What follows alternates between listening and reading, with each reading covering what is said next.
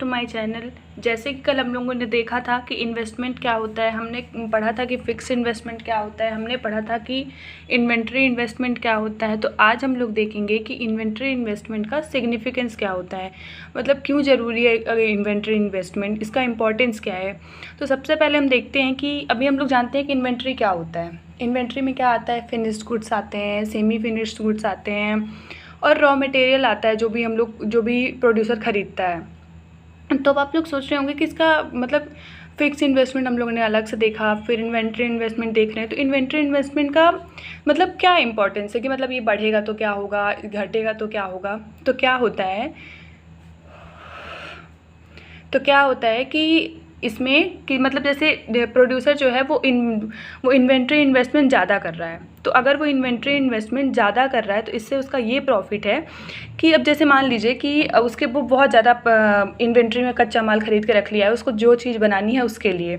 तो इससे उसका ये फ़ायदा होगा कि सपोज़ दैट इन्फ्लेशन आता है इकोनॉमी में विद इन द ईयर, अगर प्राइजेस बढ़ती हैं उस चीज़ की तो वो जो मार्केट की अनसर्टेनिटीज़ हैं उससे वो बच जाएगा।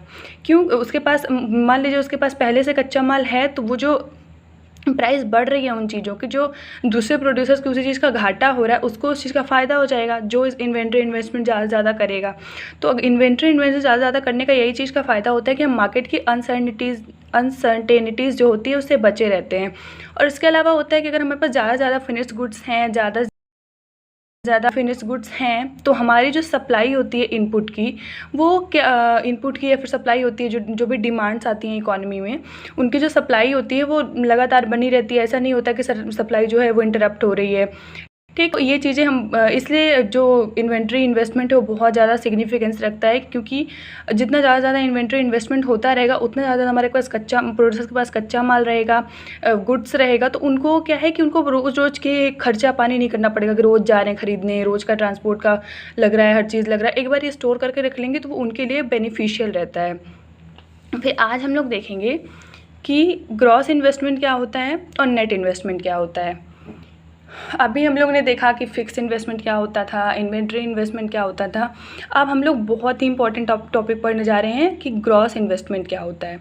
ग्रॉस इन्वेस्टमेंट में क्या चीज़ें आती हैं कि जो इसमें क्या सबसे वो चीज़ें इंक्लूड होती हैं। अभी इन्वेस्टमेंट तो हम लोग देखें ना, ये मेनली अभी हम लोग फिक्स इन्वेस्टमेंट और इन्वेंट्री इन्वेस्टमेंट देखो, उसमें हम लोग ये चीज़ देखे हैं कि जो भी मतलब फिक्स इन्वेस्टमेंट में हम लोग देखे हैं कि जो कैपिटल गुड्स होते हैं उनको या तो रिप्लेस करके नए गुड्स लाए जाते हैं, उसको फिक्स इन्वेस्टमेंट कहते हैं, या फिर उसमें एडिशन किया जाता है। जैसे या तो हमारे पास एक ख़राब हो गई तो हम उसको रिप्लेस करके दूसरी ले आएँ, या फिर ऐसा होता है कि हम उसको रिप्लेस ना करें, हम नई ही ले आएँ।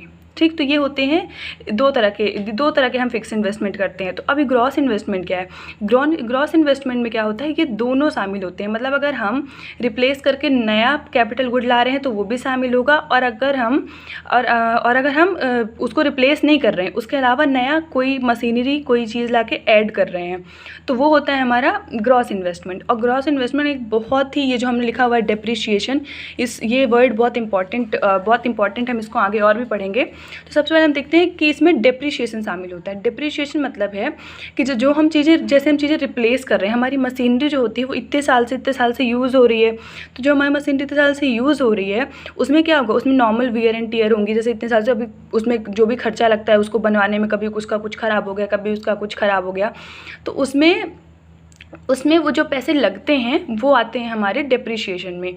और अभी जो रिप्लेसमेंट ऑफ गुड्स होगा ये भी डेप्रिशिएशन में ही आता है। या तो हम उस मशीनरी को रिप्लेस कर दें, या तो हम उस मशीनरी को रिप्लेस कर दें। तो जब हम उस मशीनरी को रिप्लेस करते हैं तो उसमें जो खर्चा आता है उसी को हम डेप्रिशिएशन कह सकते हैं। एक साइड से इसको कहा जाता है कंजम्पशन ऑफ फिक्स कैपिटल, मतलब जो उनकी फिक्स कैपिटल है, मशीनरी है, उसका जो यूज़ हो रहा है, उसमें जो भी वियर एंड टियर होने के बाद उसमें जो खर्चा लग रहा है उसी को हम कहते हैं डेप्रिशिएशन। तो ग्रॉस इन्वेस्टमेंट में क्या होता है, डेप्रिशिएशन भी शामिल होता है और न्यू ऐड होती है जो मशीनरी, वो भी शामिल होता है। ठीक, अब हम देखते हैं नेट इन्वेस्टमेंट। नेट इन्वेस्टमेंट में क्या शामिल होता है। नेट इन्वेस्टमेंट में सिर्फ जो नया कैपिटल स्टॉक ऐड हो रहा है, जैसे कि अगर हमारे पास 4 मशीनरी थी तो एक को हम रिप्लेस करके नई ले आए और इसके बाद एक हम और ले आए, तो जो हम लोग लाए हैं उसको हम शामिल नहीं करते नेट इन्वेस्टमेंट में। लेकिन जो मशीनरी जो मशीनरी हम लोग नई ऐड करते हैं, जैसे हमारे पास 5 मशीनरी होगी, 4 थी तो जो एक मशीनरी नई आई है उसको हम इन्वेस्टमेंट में शामिल करेंगे। और इन्वेस्टमेंट का जो काउंटिंग होता है वो विद इन अकाउंटिंग ईयर होता है, मतलब एक अकाउंटिंग ईयर में जो भी मशीनरी, जो भी कैपिटल स्टॉक ऐड हो रहा है उसको हम काउंट करते हैं इसमें, ठीक है। इन शॉर्ट अगर हम निकालें, जैसे कि अभी हम नेशनल इनकम पढ़ेंगे तो हम सीखेंगे कि कैसे डिप्रिशिएशन को निकालते हैं, कैसे ग्रॉस इन्वेस्टमेंट निकलता है, कैसे नेट इन्वेस्टमेंट निकलता है। तो हम यहाँ पे देख रहे हैं कि ग्रॉस इन्वेस्टमेंट क्या होता है, net investment plus depreciation, in the sense कि net investment in the sense कि जो नई ऐड हो रही है, और डेप्रिशिएशन मतलब जो रिप्लेस करके नई आ रही है, जो रिप्लेस करके दूसरी मशीनरी आ रही है वो, और जो नेट इन्वेस्टमेंट मतलब कि जो नई ऐड हो रही है। इसके बाद नेट इन्वेस्टमेंट क्या होता है, ग्रॉस इन्वेस्टमेंट माइनस डेप्रिशिएशन, मतलब ग्रॉस इन्वेस्टमेंट दोनों शामिल होता है। तो उससे हम रिप्लेस की गई मशीनरीज़ को या कंजप्शन ऑफ फिक्स्ड कैपिटल को, जो भी उसमें खर्चा लग रहा है एक्स्ट्रा, उसको हटा देंगे तो आएगा हमारा नेट इन्वेस्टमेंट। तो ये आज हमारा इन्वेस्टमेंट का टॉपिक ख़त्म होता है। अभी इन्वेस्टमेंट का टॉपिक इतने में ख़त्म नहीं होगा, अभी बहुत सारी चीज़ें पढ़नी बाकी है, लेकिन अभी इन शॉर्ट कि इन्वेस्टमेंट होता क्या है, इसका इंट्रोडक्शन जो है यहीं पे ख़त्म होता है। आगे हम लोग पढ़ेंगे तो हम देखेंगे कि रियल फ्लो क्या होता है, मतलब रियल इनकम क्या होती है, नॉमिनल इनकम क्या होती है, ये सब चीज़ें हम आगे के लेक्चर्स में कवर करते जाएंगे। तो अगर आपको लेक्चर पसंद आया हो तो प्लीज़ लाइक शेयर सब्सक्राइब कीजिए।